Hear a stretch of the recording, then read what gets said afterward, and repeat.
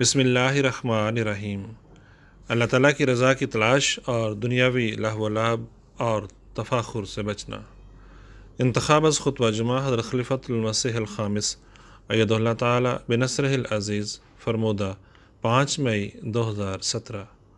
روزنامہ الفضل انٹرنیشنل ہفتہ 18 نومبر 2023۔ حضور فرماتے ہیں، اللہ تعالیٰ فرماتا ہے، اعلموا انما الحیات الدنیا لعب و لہو و زینت و تفاخر بینکم و تکاثر فی الاموال والاولاد کمثل غیث اعجب الکفار نباتہ ثم یہیج فتراہ مصفرا ثم یکون حطاما وفی الآخرۃ عذاب شدید ومغفرۃ من اللہ ورضوان وما الحیات الدنیا الا متاع الغرور۔ الحدید۔ اس کا ترجمہ ہے کہ اے لوگو جان لو کہ دنیا کی زندگی محض ایک کھیل ہے اور دل بہلاوا ہے اور زینت حاصل کرنے اور آپس میں فخر کرنے اور ایک دوسرے پر مال اور اولاد میں بڑائی جتانے کا ذریعہ ہے۔ اس کی حالت بادل سے پیدا ہونے والی کھیتی کی سی ہے جس کا اگنا ذمہ دار کو بہت پسند آتا ہے اور وہ خوب لہلہاتی ہے، مگر آخر تو اس کو زرد حالت میں دیکھتا ہے، پھر اس کے بعد وہ گلا ہوا چورا ہو جاتی ہے، اور آخرت میں ایسے دنیا داروں کے لیے سخت عذاب مقرر ہے، اور بعض کے لیے اللہ کی طرف سے مغفرت اور رضائے الہی مقرر ہے، اور ورلی زندگی صرف ایک دھوکے کا فائدہ ہے۔ اللہ تعالیٰ نے قرآن کریم میں کئی جگہ اس طرف توجہ دلائی ہے، بلکہ تنبیہ کی ہے کہ اس دنیا کی ظاہری زندگی اور اس کی آسانیاں اور اس کی آسائشیں، اس کا مال و متاع، یہ سب عارضی چیزیں ہیں، اور ان کی حیثیت کھیل کود اور دل بہلاوے کے سامان سے زیادہ کچھ نہیں۔ اللہ تعالیٰ سے غافل اور اپنی زندگی کے مقصد سے غافل انسان تو ان چیزوں اور ان باتوں کی طرف جھک سکتا ہے جو دنیا داری کی باتیں ہیں، لیکن ایک مومن جس کے اعلیٰ مقاصد ہیں اور ہونے چاہیے،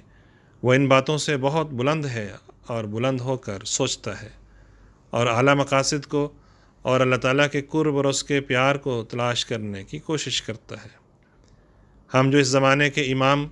اور حضرت صلی اللہ علیہ وآلہ وسلم کی پیشگوئی کے مطابق آئے ہوئے مسیح موعود اور مہدی موعود کی جماعت میں شامل ہونے اور آپ کی بیعت میں آنے کا دعویٰ کرتے ہیں، ہماری سوچ یقیناً بہت بلند ہونی چاہیے۔ ہم جو احمدی کہلاتے ہیں، حقیقی احمدی اسی وقت بن سکتے ہیں جب ہم عارضی اور دنیاوی خواہشات اور لذات کو اپنا مقصد نہ بنائیں، بلکہ دنیا جو آج کل ان لذات میں گرفتار ہے اور قدم قدم پر شیطان نے اپنے ایسے اڈے بنائے ہوئے ہیں جو ہر شخص کو جو اس دنیا میں رہتا ہے اپنی طرف متوجہ کرنے کی کوشش کرتا ہے، اس سے پوری کوشش کر کے ہمیں بچنا چاہیے۔ ہمارا مقصد دنیاوی دولت کے حصول کے لیے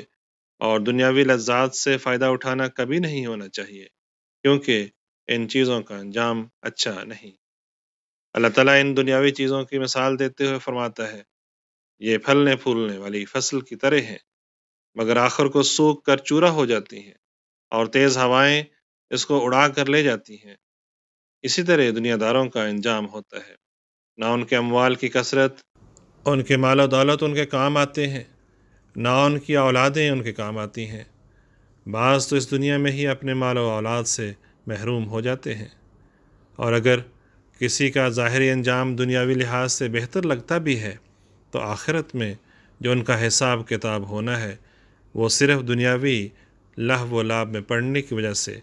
اور اللہ تعالیٰ اور دین کا خانہ خالی چھوڑنے اور خالی ہونے کی وجہ سے اور اس طرف زیادہ توجہ نہ دینے کی وجہ سے انہیں عذاب میں مبتلا کرتا ہے۔ ہاں، بعض کی بعض نیکیاں ایسی بھی ہوتی ہیں کہ اللہ تعالیٰ اپنی مغفرت کی چادر میں ڈھانپ کر ان سے مغفرت کا سلوک فرماتا ہے۔ اللہ تعالیٰ کی رحمت بہت وسیع ہے، اس کے تحت بعض لوگ اپنی بعض نیکیوں کی وجہ سے اس کے رضائے الہی حاصل کرنے والے بن جاتے ہیں، لیکن یاد رکھنا چاہیے، اللہ تعالیٰ یہ فرماتا ہے کہ تم یہ یاد رکھو کہ اس زندگی کو سب کچھ نہ سمجھو، اصل زندگی مرنے کے بعد کی زندگی ہے، اس لیے اللہ تعالیٰ کی رضا حاصل کرنے کے لیے، انجام بخیر کے لیے اللہ تعالیٰ سے تعلق اور اس کے حکموں پر چلنا ضروری ہے۔ اور جب انسان اللہ تعالیٰ کی رضا حاصل کرنے کی کوشش کرے، اس کے بتائے ہوئے راستے پر چلے، تو نہ صرف انجام بخیر ہوتا ہے بلکہ یہ دنیا بھی اسے حاصل ہو جاتی ہے۔ اللہ تعالیٰ یہ نہیں فرماتا کہ تم اللہ تعالیٰ کی پیدا کی ہوئی دنیاوی نعمتوں سے فائدہ نہ اٹھاؤ، لیکن اللہ تعالیٰ یہ ضرور فرماتا ہے کہ ان دنیاوی چیزوں کے حصول میں اتنا نہ ڈوب جاؤ کہ تمہیں دینی فرائض اور اللہ تعالیٰ کے حق کی ادائیگی کی طرف توجہ ہی نہ رہے۔ حضرت مسیح موعود علیہ الصلاۃ والسلام ایک جگہ فرماتے ہیں کہ جو لوگ خدا تعالیٰ کی طرف سے آتے ہیں وہ دنیا کو ترک کرتے ہیں۔ اس سے یہ مراد ہے کہ وہ دنیا کو اپنا مقصود اور غایت نہیں ٹھہراتے، صرف دنیا ہی ان کے مد نظر نہیں ہوتی، اور جب یہ نہیں ہوتا تو فرمایا کہ اور دنیا ان کی خادم اور غلام ہو جاتی ہے۔ اور پھر فرماتے ہیں جو لوگ برخلاف اس کے دنیا کو اپنا اصل مقصود ٹھہراتے ہیں، خواہ وہ دنیا کو کسی قدر بھی حاصل کر لیں، مگر آخر ذلیل ہوتے ہیں۔ یہ بات جو آپ نے فرمائی